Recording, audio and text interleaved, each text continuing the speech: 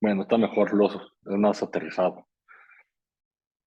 Les voy a decir, vamos a organizarlo de tal manera que es una presentación breve, o sea, primero arranca Jorge 20 minutos hablando de los factores que estamos viendo, tanto políticos como económicos en México para este 2024 y qué es lo que más nos puede llegar a afectar a nuestras empresas. Luego yo platicaré un poquito más a fondo del tema de derivados. Este, por ahí, Toño ya me ha escuchado mucho hablar de esto. Voy a insistir con los mismos temas. También hablar un poquito de casos prácticos y demás. Y luego Jorge ya lo va a aterrizar todo en un caso práctico, pues bastante interesante, ¿no? Entonces es una presentación como de 45 minutos y vamos a tratar de dejar las dudas para el final. Por favor, cualquier duda que vaya surgiendo, por favor, levanten la mano o en el chat o al final, con gusto dejamos un espacio para irla resolviendo, ¿va? Pues muchas gracias a todos los que se unieron temprano. Sugiero, George, ¿te parece bien? Nos arrancamos. Bueno, primero me presento. Soy el fundador de GBS, para los que no me conocen. Me tocó crear el equipo de evaluación en PwC. Ahí vi alrededor de 300 empresas en temas de derivados, mejores y peores prácticas. Y llevamos poquito más de 10 años con GBS, pues tratando de impulsar la cultura financiera en estos temas complejos, pero que al final son bastante importantes para una buena gestión de administración de riesgos. Eh, y Jorge Herrera, que pues bueno, es muy bueno en la parte, aparte de los temas de evaluación, en todos los temas que tienen que ver con la economía y todo lo que nos rodea. Entonces, él es también socio de GBS, ya tiene poco más de 7 años con nosotros. Entonces, pues bueno, espero que sea de su agrado la plática y pues nos arrancamos, George.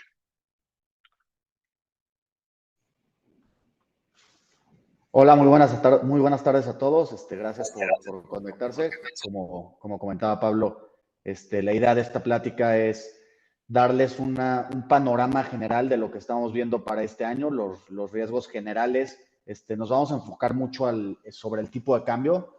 Al final son estrategias que proponemos e instrumentos que hay en el mercado mexicano que también pueden ser utilizados para temas de tasas de interés y precios de commodity, pero bueno, para enfocar la plática y entender cuál es el proceso de asesoramiento o que recomendamos a las empresas para empezar a aplicar estas estrategias o reforzar sus prácticas en caso de que ya las tengan, pues vamos a hacerlo en esta estructura muy enfocado al tipo de cambio.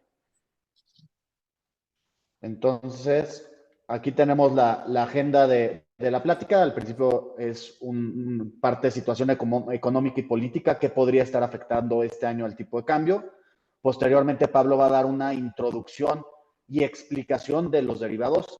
Si bien sabemos que suelen ser instrumentos complejos, creemos que hay una forma de predicar y facilitar su entendimiento sin volverlos expertos, pero también para que vayan perdiéndole ese miedo que pueda haber en el mercado de estos instrumentos por prácticas de terror que hemos visto en el pasado y pues que se nos quedaron muy marcados. Y como el punto 3 vamos a dar un breve panorama o más bien un breve diagnóstico para medir esos riesgos que puede ser aplicable a todas las empresas. Sabemos que todas tienen distintas particularidades y por lo tanto hay que especificarlo para cada una de las empresas e industrias en las que operamos, pero también creemos que hay una forma general de hacerlo y en la cual ustedes también podrían empezar a medir los riesgos y ver cómo se podría comportar también esas pérdidas potenciales en el caso de que contratáramos derivados. Y bueno, ya metiéndonos de lleno al tema de situación política y económica, como la mayoría, más bien como todos ustedes saben, pues este año va a estar bastante movido. Aquí en México vamos a tener elecciones que si bien creemos que ya está medio definido quién puede ser el ganador, lo interesante es que investigando acerca de este tema, encontramos que en las últimas 4 elecciones, en promedio, el tipo de cambio se ha depreciado 12.59% respecto al mínimo de ese semestre antes de llegar a las elecciones. ¿Qué es lo que llama la atención en este caso? Pues que incluye la elección del 2000, que si bien estaba reñida, no se esperaba un cambio en una política económica que creemos que pudiera llegar a afectar tanto la economía del país y por ende el tipo de cambio, que es como los inversionistas nos perciben. El 2006, pues sí hubo un riesgo mucho mayor, a pesar de que ganó el partido que tenía las preferencias del panorama internacional en general, pues mucho tiempo no fue el favorito. Luego tuvimos las elecciones del 2012, que nuevamente había un claro favorito, que aunque era alternancia, también sabíamos que no iba a haber un cambio muy drástico en sus políticas, y aún así estamos teniendo estas depreciaciones muy altas únicamente por el tema de elecciones, y pareciera que sin importar cuál es el partido que va adelante, cuáles son las políticas que tiene, si va a haber una alternancia o no. Entonces es algo que hay que tener muy en mente para este año.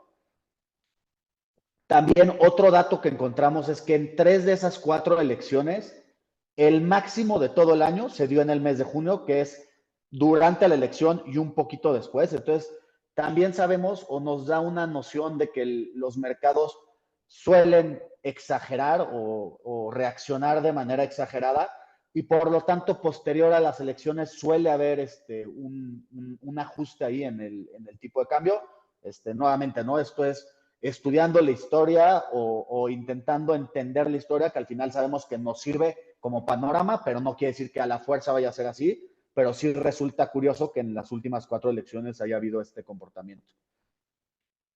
Y luego, bueno, ustedes seguramente ya están escuchando por todos lados de ellas, las conocen perfecto, pero para resumir breve cuáles son las políticas principales de cada una de las candidatas, por el lado de Claudia, busca fortalecer los programas sociales y considera que a través de ellos va a haber una disminución natural de la delincuencia, va a dar esa continuidad a la autollamada cuarta transformación, y busca una coordinación entre la Guardia Nacional y también la Fiscalía, mejorar actividades de inteligencia e investigación y también hacer de la extorsión un delito grave.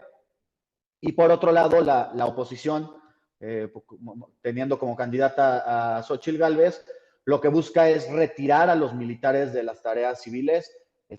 Obviamente ella busca diferenciarse lo más que se pueda del gobierno actual. Entonces, como ellos han promovido este fortalecimiento de los militares, lo que busca es otra vez crear esa separación. También busca fortalecer los gobiernos estatales y municipales. Estas dos propuestas, lo que a mí me parece paradójico es que fueron propuestas que el mismo López Obrador en 2018 invocó. Él dijo que, a diferencia de como le hizo Calderón, él no iba a militarizar al país. Posteriormente fue, o parece que es lo que hizo. También él daba mucha fuerza y tenía una ideología de separar los poderes, o más bien segregar más los poderes y darle autonomía a los gobiernos estatales y locales, también para promover el crecimiento económico en varias regiones del país, algo que nunca hizo. Mencionaba mandar Secretaría de Turismo a Quintana Roo porque hace más sentido, otra Secretaría de Desarrollo, que debería estar en Oaxaca.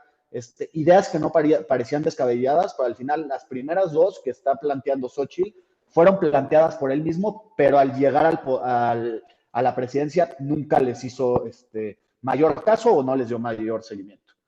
Y bueno, también Xóchitl lo que busca es fortalecer la relación con Estados Unidos para poder aprovechar el efecto del nearshoring. Y bueno, seguro la que más han escuchado, que creo que no es relevante para temas económicos o para algo que tuviera una afectación en el tipo de cambio, es esta megaprisión con alta seguridad que busca construir para que a los delincuentes se lo piensen dos veces antes de hacer algún acto criminal, y por lo tanto reduzca la inseguridad en México. Ahora que tenemos también en noviembre, cada 12 años nos juntamos con las elecciones de Estados Unidos. En el mismo año electoral tenemos cambio de presidencia en México y en Estados Unidos. En Estados Unidos, a diferencia de México, que analizamos y vimos que la tendencia es que sin importar qué partido o qué candidato está al frente, aquí sí es muy claro cuál candidato nos favorece y cuál no.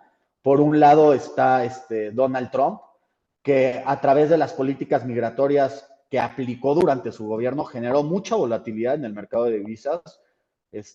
Acordémonos que simplemente con un tuit en el que amenazaba con poner aranceles a México, cuando ni siquiera lo tenía planificado, o al final no llegó a hacerlo, pero con el simple hecho de él tuitear y poner amenazar a México, había una depreciación del tipo de cambio de 20 a 30 centavos simplemente por esa especulación de un comentario de un presidente que sabemos que es muy amenazante y que muchas veces no cumple, ¿no? Con esas amenazas.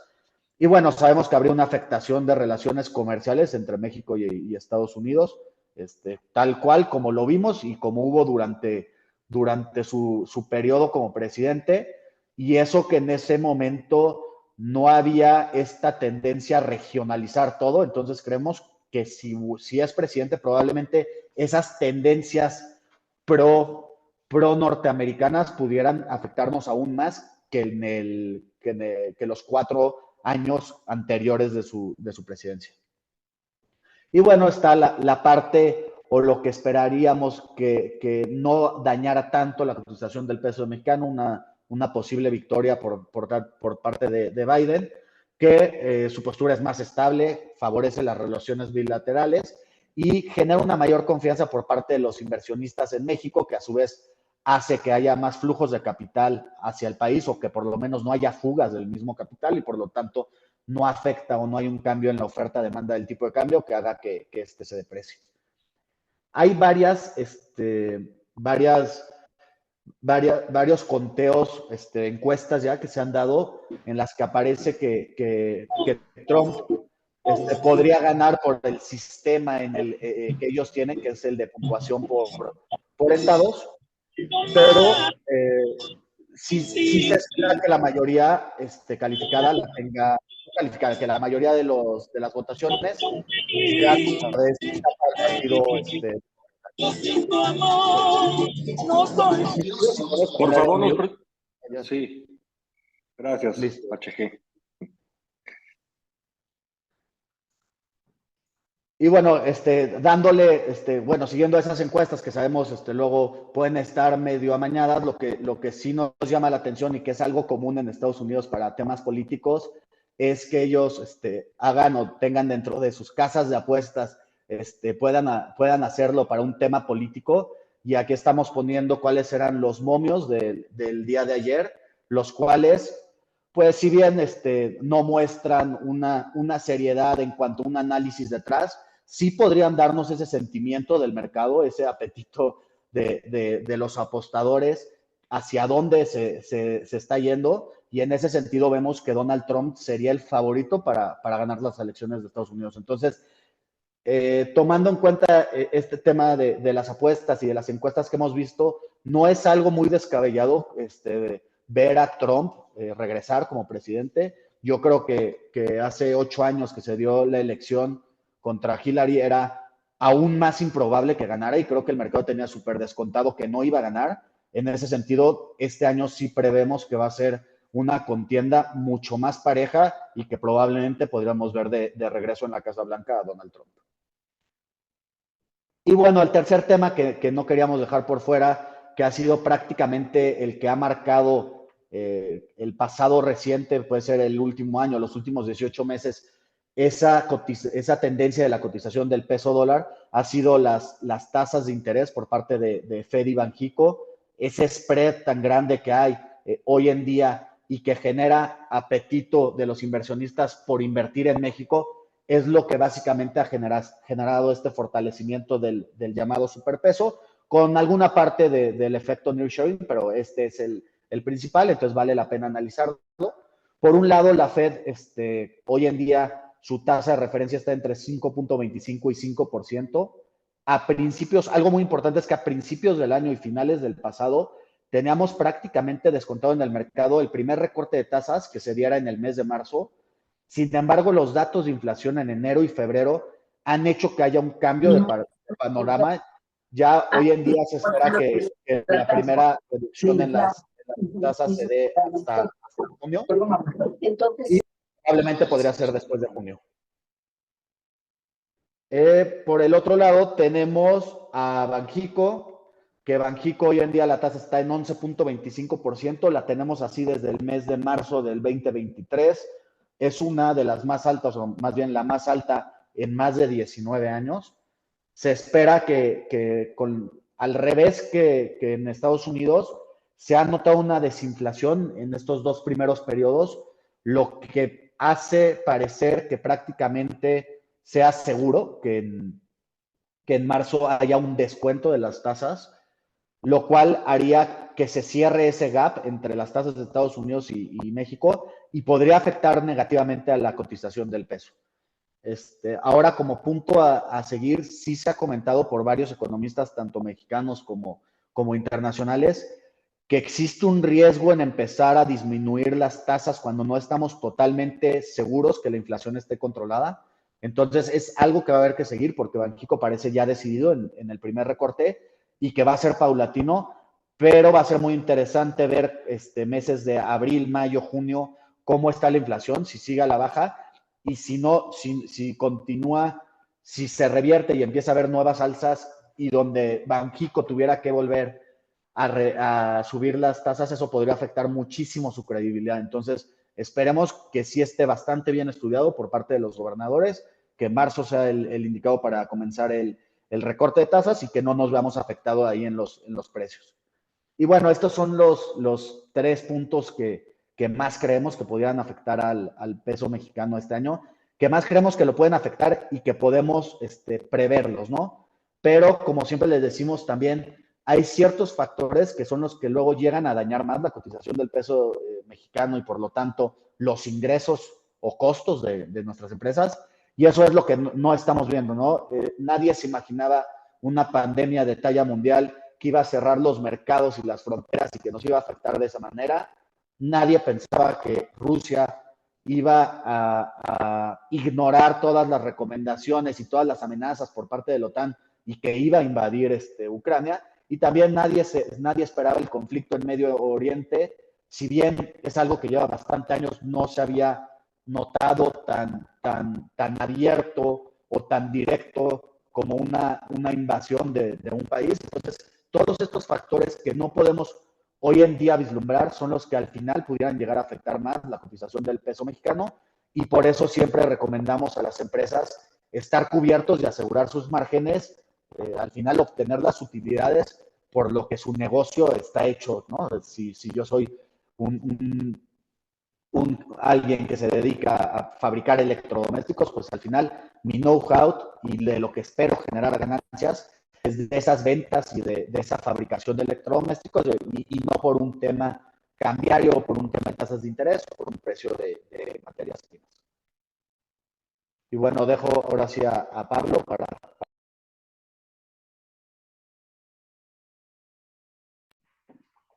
Perfecto. Una disculpa ahí por los problemas de audio. Es que ya al final te oías muy cortado, George. No sé si sea un tema del micrófono, bueno, no del micrófono, sino de tus audífonos, o si sea un tema de la configuración de la presentación. Bueno, platicando un poquito del tema de introducción al mundo de los derivados, si bien han sido muy satanizados, son una excelente herramienta en la estrategia de coberturas, si no es que la única o la mejor.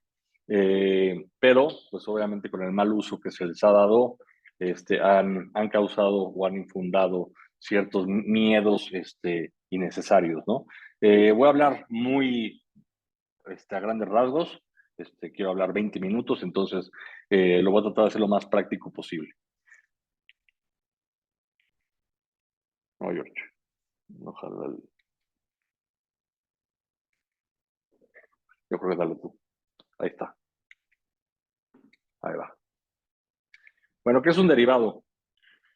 Un derivado es un complejo instrumento financiero que se establece entre dos partes. Los operadores utilizan estos derivados para acceder a mercados específicos y comerciar con diferentes activos. Aquí lo importante son los tres conceptos que debe llevar un contrato para que se pueda llamar un derivado. El primero es que tiene que estar ligado a un subyacente. Este, Conforme ese subyacente va subiendo o va cambiando de precio, el valor de mi derivado también va cambiando de precio. Entonces, es el primer concepto que se tiene que cumplir. El segundo es que tiene que tener una inversión neta muy pequeña, si no es que cero, ¿no? Si voy hoy y compro $100,000 el día de hoy y los compro al tipo de cambio que está el día de hoy, pues realmente eso no es un derivado, ¿no? Porque no existe un riesgo financiero futuro. Al final, ese riesgo, híjole, estoy viendo ahí este, al final eso pues ya no conlleva un riesgo hacia el futuro, ¿no? Estoy comprando yo mis dólares, ya los tengo el día de hoy, ya sé cuánto los compré. Entonces, cuando tú tienes una inversión neta muy pequeña o cero, quiere decir que le estás apostando algo en el futuro y que en el futuro es cuando lo vas a tener que liquidar. Y el tercero, pues es eso, que se liquida en una fecha futura, ¿no? No es lo mismo comprarlo hoy y ya mañana no me importa qué suceda, a comprometerme a comprar o vender un activo subyacente en el futuro, ¿no? Y por lo tanto, lo que pase de aquí a mi fecha de liquidación, tengo un riesgo ahí, ¿no? Entonces, se tiene que vencer en una fecha futura. Los dos objetivos son cobertura y especulación. Nosotros obviamente nos vamos a enfocar en lo que le importa a nuestras empresas, es decir, los instrumentos de cobertura, pero no tampoco queremos endemoniar a aquellos que los utilizan de especulación. Si no existiera la especulación, no existirían los derivados, ¿no? Entonces, siempre tiene que haber ambas partes, siempre tiene que haber ahí un banco o una institución financiera que esté dispuesto a asignarle el riesgo que tú le estás traspasando, pues a alguien más y a alguien más, y al final alguien se quedará con ese riesgo, con ese riesgo.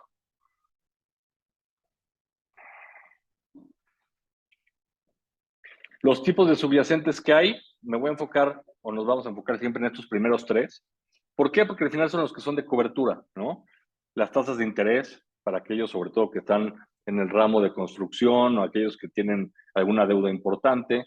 El tema de moneda, por supuesto, que es el más sonado, sobre todo en México, con todos los riesgos que tenemos con el dólar. Ya sabemos ahí todas las depreciaciones que hemos tenido en el pasado, entonces siempre tenemos miedo y siempre estamos ahí al pendiente de cómo se nos mueve el tipo de cambio. Y los commodities, ¿no? O sea, es decir, nos ha tocado mucho cubrir ahora precios de aluminio, precios de maíz, precios de trigo, hay también energéticos, ¿no? De gas natural, pueden haber de soya, etcétera, etcétera. Entonces, todo el precio al cual nosotros estamos expuestos y que nos puede al final cambiar o mover el margen de nuestro estado financiero, se puede cubrir, ¿no? Y por el otro lado, tenemos los bonos, también puedo contratar un derivado que esté indexado al precio de un bono o de una acción o de un índice que pues son más especulativos, ¿no? Generalmente nosotros en nuestra operativa diaria no estamos expuestos a cómo se comporta el S&P o a cómo se comporta el bono de Televisa, ¿no? Entonces, generalmente cuando entramos estos derivados no están muy relacionados a nuestra operativa diaria y por lo tanto suelen ser más de especulación. Los tipos de mercado, existen dos tipos de mercado, los over the counter y los organizados. ¿Cuál es la diferencia o por qué las empresas generalmente recurren más a los over the counter? Porque el over the counter está hecho a la medida. Si yo necesito 9.500 millones de dólares en el 13 de julio del 2024, puedo salir y contratar y cubrirlos. En el caso de los organizados son más estandarizados, ¿no? O sea, puede ser de 10,000 en 10,000 dólares y hay una fecha en el mes específica en la que se liquidan los futuros de marzo, los de abril, los de mayo. Entonces no son, digamos que tan a la medida, aunque pues al final son mucho mejores en términos de evitar un riesgo de crédito porque tienes una cámara de compensación, están mucho más regulados, etcétera, etcétera, ¿no? Pero cada vez ahora ya el mercado pues, se ha sofisticado bastante. Los bancos para evitar un tema de riesgo de crédito te piden colaterales, te piden márgenes. Entonces ya es mucho más común irte al over the counter que a los mercados organizados. Y ahora sí, yéndonos un poquito más a la parte técnica, ¿cuáles son los forwards y futuros? Aquí podemos ver la posición larga, es decir, cuando yo compro a futuro, vamos a imaginarnos dólares otra vez, ¿no? Que es lo más típico. A 18, que 18 viene siendo mi K, ¿no? Aquí está como una K. Si se va a 19, a 20, a 21 y cada vez la ST se va haciendo más a la derecha, es decir, que va creciendo o va subiendo lo que estoy cubriendo, yo voy a tener una ganancia. ¿Por qué? Porque si yo pacta 18 y el dólar está a 22, pues puedo comprar a 18, puedo comprar muy barato. Esa ganancia al final la tengo en mi derivado. ¿Qué pasa si pacta 18 y se me va a 16? Pues yo tengo que comprar a 18 a fuerza. Entonces tengo una pérdida, ¿no? En la posición corta, pues es al revés. yo pacto vender los dólares. Entonces, si pacto venderlos a 20 y se me va a 18, pues yo ya pacté más caro. Entonces, tengo una utilidad y si se me va a la derecha mi tipo de cambio, es decir, a 22, pues yo pacté venderlos a 20, pacté venderlos baratos y por lo tanto tengo una pérdida. Entonces, este derivado es el que más se adecua al tema de cobertura, porque generalmente cuando yo tengo una expectativa o tengo una necesidad de dólares a futuro, pues tengo una exposición así, ¿no? O sea, es decir, si sube el tipo de cambio, pues me friego, o si soy un exportador y baja el tipo de cambio, es donde estoy más amolado. ¿Y qué hago? Pues le meto mi derivado contrario, ¿no? Entonces ya tengo mi raya aquí, ya tengo mi raya acá, y al final en acá lo que estoy haciendo es pactar mi flujo, asegurar no tener ni una ganancia y ni una pérdida, ¿no? Entonces, es como asegurar ya tu margen operativo, ya conoces tus flujos de efectivo, etcétera, etcétera. Obviamente, pues lo que les decía, ¿no? Si el precio está por arriba del tipo de cambio que yo pacté, pues entonces gano en la posición larga y pierdo en la posición corta. En el caso de los swaps es exactamente lo mismo, no me voy a meter mucho a este tema. Hay swaps, generalmente los más conocidos son los de tasa, porque es como un forward, nada más que para pagos periódicos, ¿no? Entonces, por ejemplo, en mis deudas, que las deudas generalmente son cada 28 días tengo que pagar, o trimestrales o semestrales, pues ahí por ejemplo, si tengo que pagar tasa variable, me da miedo que las tasas suban, pues yo pacto un swap en el que yo recibo esa pata variable, recibo esa TIE o esa LIBOR o lo que sea, y a cambio estoy pagando una tasa que ya pacté en el pasado a fija, vamos a llamarle el 9.50. Entonces ya me da igual si la TIE sube, baja, desde que da igual, yo ya sé que voy a pagar 9.50 cada mes, ¿no? Y a cambio voy a estar recibiendo esta tasa variable que tengo que pagar en la deuda, se cancelan y yo estoy pagando mi tasa fija, ¿sale? Ahí está, ¿no? La parte A paga LIBOR más un basis, puede ser menos un basis o lo que sea, y la parte B paga la pata fija. Entonces ahí lo que yo estoy buscando es fijar mis flujos, o habrán empresas que quieran lo contrario, ¿no? Que quieran al final variabilizar sus flujos porque piensan que las tasas van a bajar, como ya empiezan a ser las expectativas. Entonces yo tengo una tasa fija de 9% y pues prefiero pagar TIE porque va para abajo, pues variabilizo mis flujos y entonces tengo una cobertura de valor razonable, que eso es el banco me está pagando a mí la tasa variable, la tasa fija que yo tengo en mi deuda y a cambio le estoy pagando tasa variable porque quiero variabilizar esos flujos. Y en el caso de las opciones, es exactamente igual que un forward. Vamos a enfocarnos en la primera, en la compra de un call. La diferencia es que yo no estoy obligado a, yo tengo el derecho de comprar a un tipo de cambio fijo, ¿no? Entonces, si tengo el derecho de comprar a 18 y el tipo de cambio se me va a 22, pues otra vez voy a tener esa ganancia, ¿no? Pero si se me va para abajo a 15 o a 14, no tengo esa obligación de comprar los dólares, los compro a mercado y lo máximo que puedo perder es una prima. Es como un seguro, ¿no? Entonces, es como un forward, pero tienes una pérdida limitada a cambio de pagar una prima por anticipado, como un seguro tal cual, ¿no? Son más complejas, son más difíciles de evaluar, pero con una combinación de opciones puedes jugar muchísimo a adecuarlo a tu operativa, ¿no? Cuando, por ejemplo, ya tienes un precio pactado con tus proveedores o ya tienes un presupuesto establecido en tu compañía y te sientes cómodo a lo mejor pagando entre 19 y 21, o sea, a mí me da igual si, bueno, ahorita ya 19 y 21 está muy alto, ¿no? Pero entre 16 y 18 yo me siento cómodo pagando los dólares, pero me quiero cubrir a partir de 18. Entonces puedes generar con este tipo de opciones una estrategia que al final te puede salir hasta más barata, ¿no? Aunque yo siempre lo que sugiero es cúbrete ante una pulmonía, ¿no? Ante los casos que decía Jorge de el COVID, de las guerras que no estamos viendo, no te cubras ante una gripita o ante cambios mínimos, ¿no? Y por último, pero creo que es lo más importante, lo que más me gusta, es hablar de los errores comunes que me han tocado ver. Me ha tocado ver miles, ¿no? Y por eso empezamos KBS, porque al final en PwC me tocaba ver empresas públicas que inclusive hacían muchos errores, entonces, pues al final falta mucha cultura financiera y nos ha tocado verlo, ¿no? Entonces, el primer caso es el típico, los zapatos que nunca se vendieron, una empresa que pensaba vender, les voy a inventar, 10,000 zapatos, ¿no? Entonces salió a cubrir esa venta, porque al final ellos estaban dolarizados, iban a recibir pesos, salieron a cubrir esos pesos y al final, por una crisis que hubo, no se pudieron vender los zapatos, ¿no? ¿Qué pasó ahí? El mercado les jugó en contra, entonces en el derivado perdieron, pero perdieron y no se compensó contra nada, porque la ganancia que hubieran tenido en su operativa diaria no existió porque no se vendieron esos zapatos, cubrieron algo que esperaban, pero no algo seguro, y por lo tanto tuvieron una sobrecobertura, perdieron en el negocio y aparte perdieron en el derivado, ¿no? Ahí nuestra recomendación siempre va a ser cubre según tu expectativa y según lo seguro que estás de que se va a dar tu transacción. El error de dedo, híjole, ahí estamos nosotros en una junta y nos dice el cliente, oye, me están ofreciendo el tipo de cambio, les voy a inventar, ¿no? Así como empatándolo a ahorita, vence en julio del 2024 y me lo venden a 17.90. Y dije, a ver, si ahorita están 16.80, 16.70, a 3 meses, más de $1 no me hace sentido, pero déjanos llegar a la oficina y lo evaluamos y te decimos. Al final estaban 70 centavos por arriba de lo que le estaban cotizando. Cuando nos fuimos contra el banco a reclamarles, dicen, ay, perdón, fue un error de dedo, ¿no?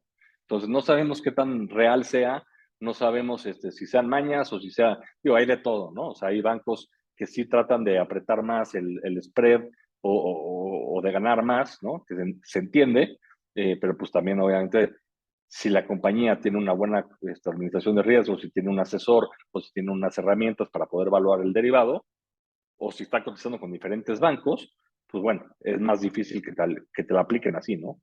En la reestructura del pateo de deuda, igual, ¿no? Una empresa que nos tocó ver en Latinoamérica tenía nada que ver con derivados, era una empresa de energía, pero estos derivados no tenían absolutamente nada que ver con su operativa y al final estaban especulando con derivados, les había ido muy bien, y iban perdiendo en este derivado, en este nuevo año, 40 millones de pesos. Y el banco le dice al director, no te preocupes, en lugar de que lo tengas que reportar y en lugar de que me lo tengas que pagar ahorita, págamelo en 6 meses, ¿no? Y a cambio de eso, eh, eh, eh, te doy este otro derivado que vence hasta dentro de 6 meses, te doy 6 meses para que te recuperes. Cuando evaluamos este derivado, en lugar de 40 millones valía 80. Entonces, el patear deuda, no, digo, el banco nunca va a ser una perita en dulce, ¿no? Y la belleza de la nota dual, una empresa igual, aeronáutica, tenía una tesorería mezclada, mitad pesos, mitad dólares, y el banco le dice, te ofrezco una nota dual que es una belleza. Vamos a verlo. Te damos el 27.8% anual, te lo damos semanalmente, pero el 27.8% anualizado de rendimiento, con un pequeño detalle. Eran las 7 días estas inversiones y te voy a dar, te aseguro que te doy el 27.8% anual. Solamente que inviertes en dólares. Si el tipo de cambio baja, el rendimiento te lo doy en dólares. Y si el tipo de cambio sube, te lo doy en pesos. Como tu tesorería es mezclada, pues igual te sirven los pesos. La compañía estaba encantada, ¿no? Porque, pues sí, a mí me sirven los dólares, me sirven los pesos, me da igual en qué me lo pagues y estoy asegurando el 27.8% anual. ¿Qué pasa? Cuando esto lo ves desde un punto de vista de una moneda, de tu moneda funcional, se ve así. Se ve así. Toda tu super ganancia que tienes del veintitantos por ciento de rendimiento, se te hace una pérdida enorme conforme el tipo de cambio va subiendo. ¿Por qué? Porque tú al final, mientras más suba el tipo de cambio, tú vas a recibir los pesos y los pesos valen menos contra el dólar y se ve así. ¿Y esto qué es? Pues es una opción vendida, tal cual como lo vimos en la primera gráfica, ¿no? Estas opciones obviamente no son de cobertura, obviamente no son ni siquiera para invertir. Estás obteniendo una ganancia, que es tu prima, el veintitantos por ciento, ok, pero a cambio estás asumiendo un riesgo innecesario, importantísimo, que puedes tener una pérdida, aquí dice el 462%, si se te subía el tipo de cambio de 2 pesos, ¿no? Una locura que se te suba el tipo de cambio de 2 pesos, sí, casi nunca se ve, pero se llega a ver, ¿no? Como pasó en el COVID, a lo mejor no 2 en un peso, pero sí 5 en cuestión de 2, 3 semanas, ¿no? Y finalmente la contabilidad de coberturas, lo que nosotros recomendamos, siempre sobre todo para empresas públicas que les importa lo que los estados financieros digan o lo que los lectores e inversionistas lean, pues es que entiendan que no estás especulando con derivados, ¿no? Que entiendan que al final tus derivados sirven como de cobertura. Entonces, aquí lo único que les quiero decir es, necesitas hacer una documentación formal, necesitas llevar unas pruebas de efectividad para efectivamente asegurar que estás cubriendo bien tus flujos. Y pues generalmente la empresa no se dedica a esto de derivados, te dedicas al plástico, te dedicas a la aeronáutica, te dedicas a la energía. Entonces, lo que nosotros recomendamos es tener un asesor externo que te quite de estos temas, que te quite de estos problemas, que te ayude con la documentación de pruebas de efectividad, que al final lo que hacen es que tu derivado, cuando toca resultados, lo toca en el mismo momento en que tu posición primaria o lo que estás cubriendo toca resultados, ¿no? Entonces haces un match perfecto y no se ven en el estado de resultados ganancias o pérdidas por derivados que no tienen nada que ver, ¿no? Básicamente es eso. Y finalmente, ¿por qué recomendamos contratar a un especialista? Lo vemos desde dos focos, ¿no? El tema de asesoría y el tema de cumplimiento, sobre todo para las grandes compañías. En el tema de asesoría, pues lo primero, evitar pérdidas potenciales, ¿no? Siempre es bueno tener derivados de cobertura, definitivamente, pero si no tienes un especialista o si no tienes un equipo especialista, pues desconoces el riesgo, muchas veces ni siquiera lo tienen cuantificado. Oye, si sube el tipo de cambio un peso, ¿cuánto me afecta en mi margen? ¿Cuánto pierdo en mi estado de resultados? ¿No? La poca especialización, por supuesto, y la segregación de funciones, que también hemos visto casos graves porque estás, al final estás, por ejemplo, un director de finanzas luego tiene bonos en función a la productividad, ¿no? Entonces puedes jugar al doble o nada o triple o nada especulando con derivados, entonces hay que tener mucho cuidado. El precio justo, ¿no? Asegurar que el precio que te está dando la contraparte sea justo, no tener renegociaciones desfavorables o errores de dedo, como lo platicamos, y las condiciones de mercado, ¿no? Ahorita vislumbramos para este año, por todo lo que decía Jorge y más, una alta volatilidad, sobre todo, bueno, en empresas de commodity siempre la hay, pero en tasas de interés, pues ya sabemos que van a empezar a bajar y el tipo de cambio, pues ni se diga con los temas políticos, ¿no? Y la selección del instrumento es para mí lo más importante. Muchas veces a mí me dicen, oye, yo tengo una deuda a 10 años y hace 4 años contraté unos swaps y estoy encantado con mis swaps, porque si no hubiera pagado 10% y ahorita estoy pagando el 6%. Está perfecto, qué bueno que contrataste los swaps. Pero hoy que se espera que empiecen a bajar, ¿por qué no analizas llevarte ya la utilidad o vencer ese derivado, quedarte con esa utilidad o lo que te sirvió para cubrir tus flujos y ahora evaluar un derivado que no tengas tanto costo de oportunidad si empiezan a bajar las tasas, como un collar o como un cap spread? Oye, ¿qué es eso? Entonces ahí es donde ya nos empezamos a meter a temas mucho más complejos que un especialista te puede estar recomendando, y que si estás tú solo, pues no lo ves, ¿no? O estás contratando lo que te ofrece el banco, que muchas veces es a favor de ellos, ¿no? Y no es buscando los intereses de la compañía. Y en el tema de cumplimiento, pues bueno, los estados financieros, tener el reconocimiento no en P&L o reconocerlo en el mismo momento que lo que estás cubriendo para que no haya un mismatch. Evitarles la pérdida de tiempo, o sea, que ustedes o nuestros clientes se dediquen a lo suyo y nosotros estar haciendo las evaluaciones y pruebas de efectividad y todo el tema del proceso con la auditoría, que luego llega a ser muy tedioso. Y las normas, ¿no? Que al final siempre están en constante cambio, luego son difíciles de interpretar, muchas veces hasta las Big Four tienen sus discusiones de cómo interpretan una y otra las normas, y bueno, pues también para eso es bueno tener un especialista que esté ahí peleando con ellos, ¿no? Básicamente esa es una embarradita de los derivados y de lo que vemos hoy y de lo que tenemos que tener cuidado. Y ahora le cedo la palabra a George otra vez para hablar ya del caso práctico. Muchas gracias.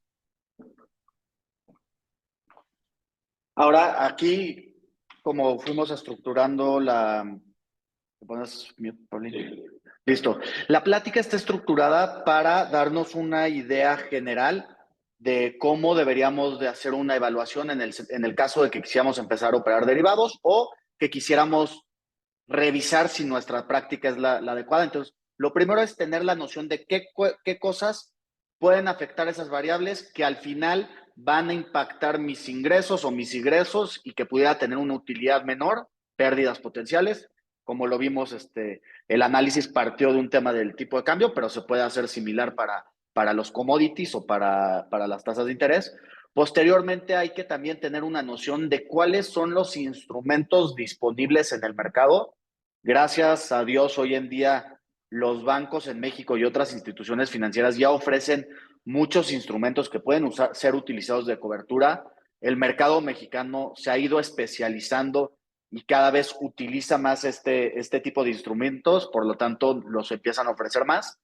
Y ahora la etapa 3 sería cómo hacer para yo medir esos riesgos o cuáles son las pérdidas potenciales que yo podría tener para ver si vale la pena comenzar este tipo de estrategias dentro de mi compañía.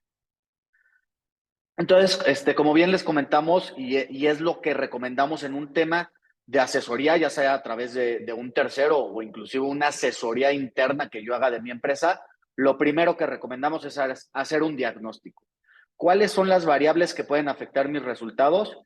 ¿Y cuáles son esos cambios, estresar esas variables que podrían generar el monto en pérdidas o ganancias?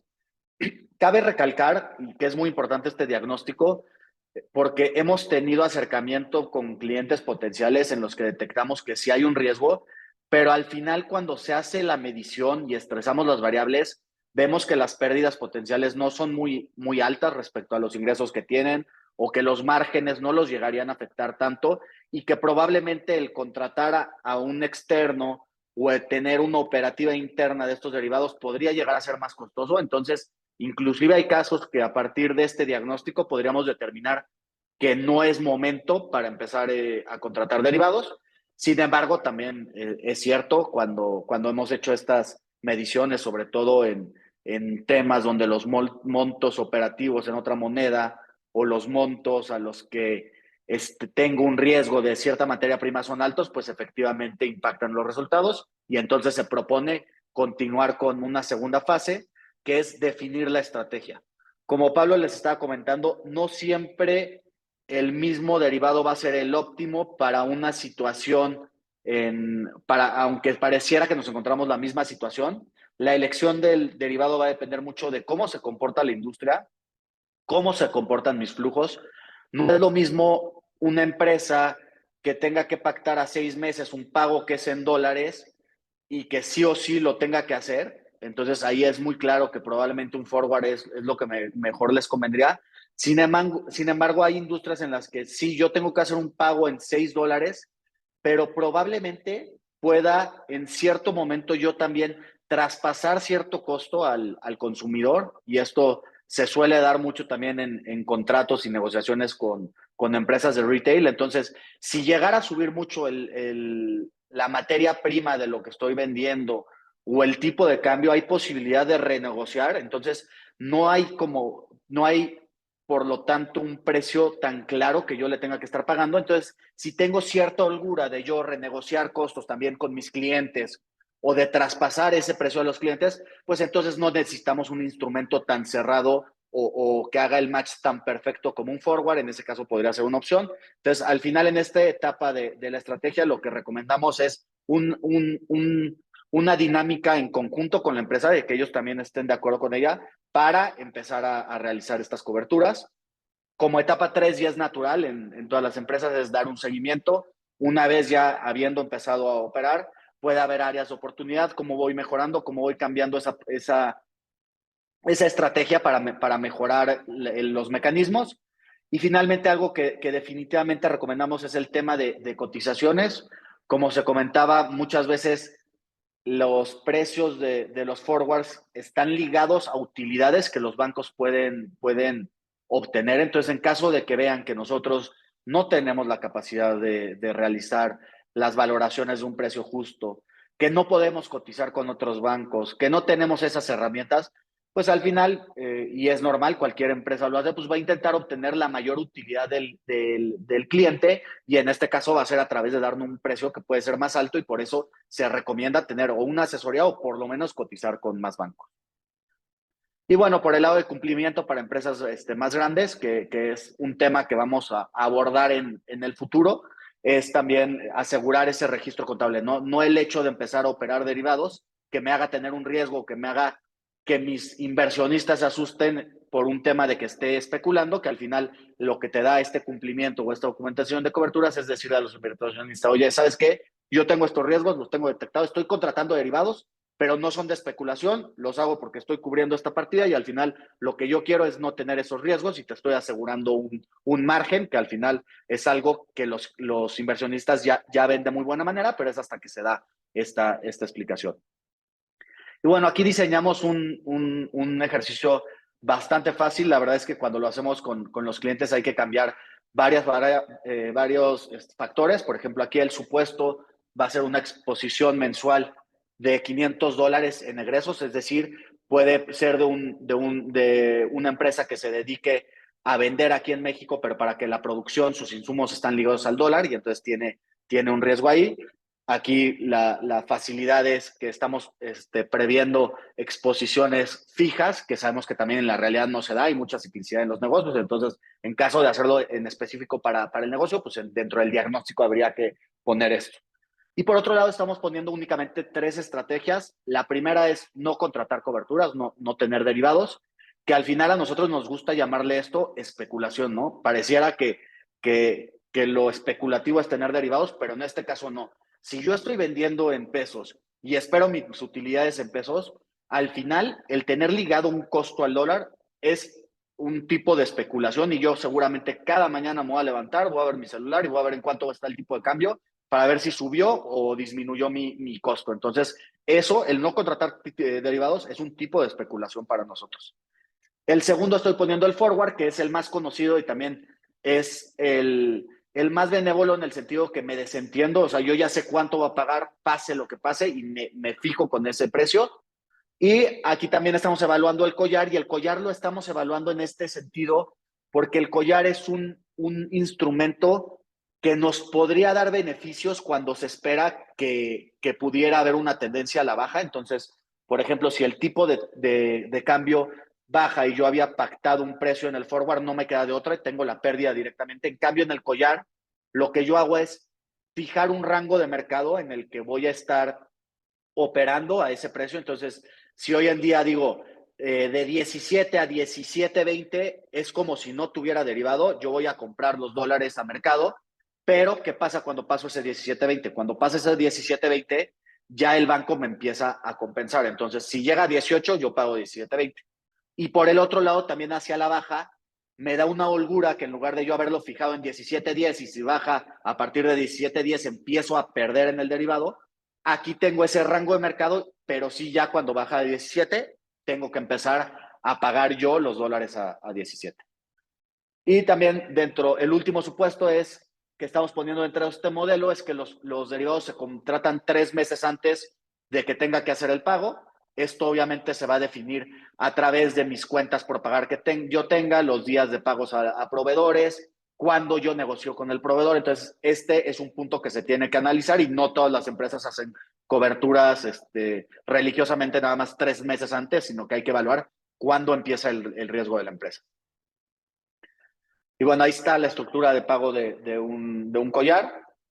En esta parte podemos ver cómo hubieran funcionado esas coberturas durante el 2023. Del lado izquierdo tenemos el comportamiento del tipo de cambio y tenemos los resultados que se hubieran obtenido el año pasado teniendo estas estrategias, que como vemos hubiéramos tenido una utilidad por el lado de los collares.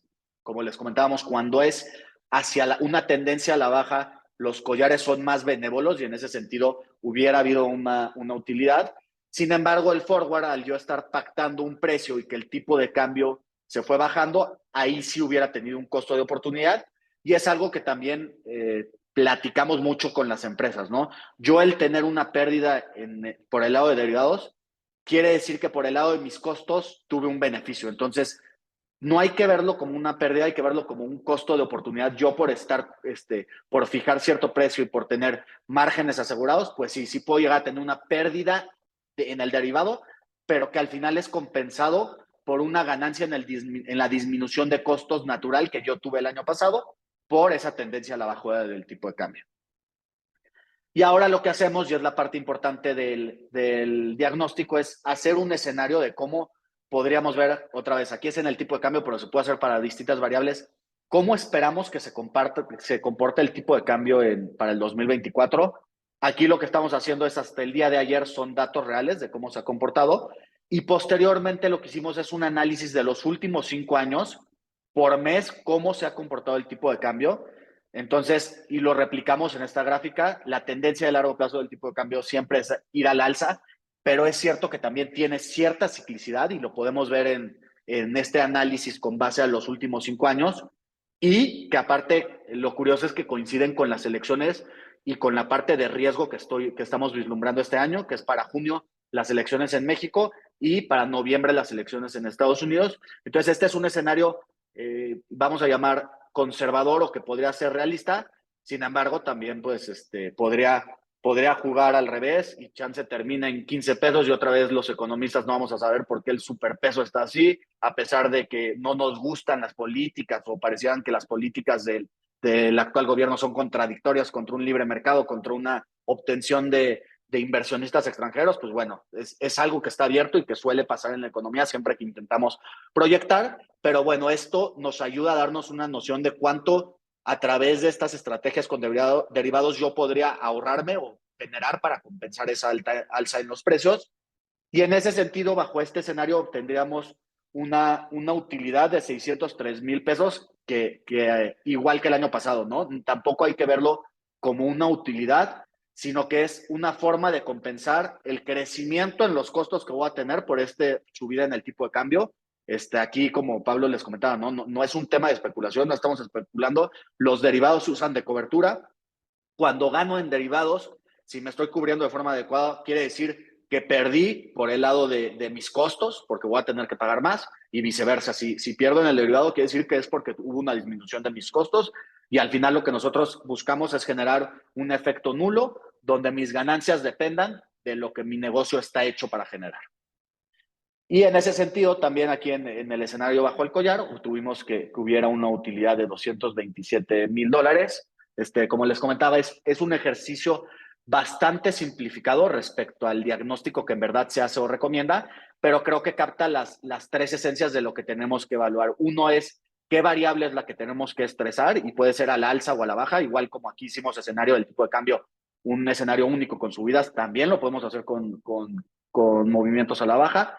Lo segundo que hay que evaluar es qué tipo de derivados o estructuras podría estar yo contratando para mitigar este riesgo. Ahorita lo facilitamos en forward y en collar.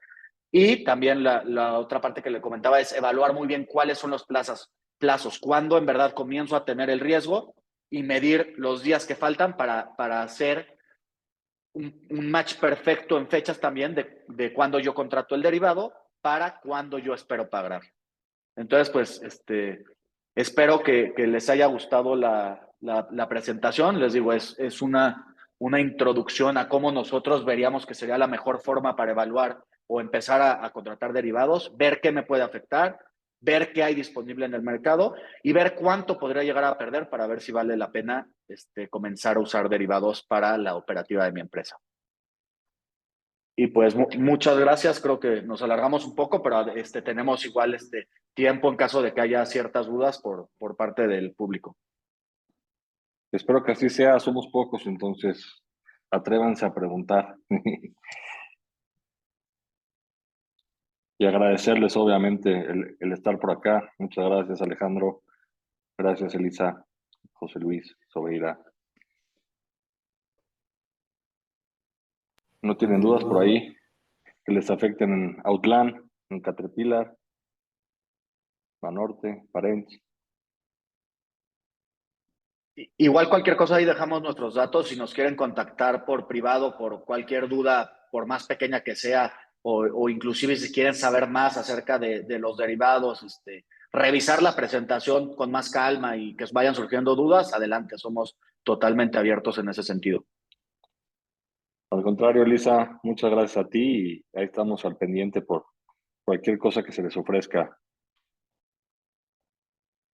Muchas gracias, Alejandro. Gracias a ustedes.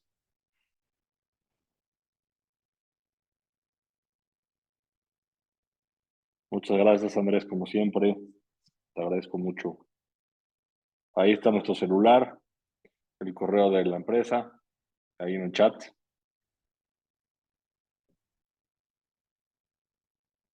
¿Alguien? José Luis, Leticia, nadie. Muchas gracias, Elliot. Sí, la verdad es que es un tema apasionante y cada vez se va complicando más y nos puede servir mucho a todos. Perfecto, muchas gracias, José Luis. Pues gracias a todos. Ahí están los celulares y cualquier cosa, ahí estamos en contacto. Vamos a estar armando más presentaciones de este tipo, cada vez más complejas, cada vez más técnicas. Vamos a hablar de evaluación, vamos a entrar más a fondo a temas de contabilidad de coberturas. Entonces, gracias, ya los tenemos ahí en redes sociales. Y bueno, ahí los vamos a estar invitando a más. Espero que no les moleste. Al contrario, ¿no? Que les sirva y que vayamos todos creciendo en estos temas. Pues muchas gracias a todos. Se termina el webinar y ahí estamos en contacto. Que estén muy bien. Así es. Hasta luego, muchas gracias. Gracias, Pablo. Gracias a ustedes.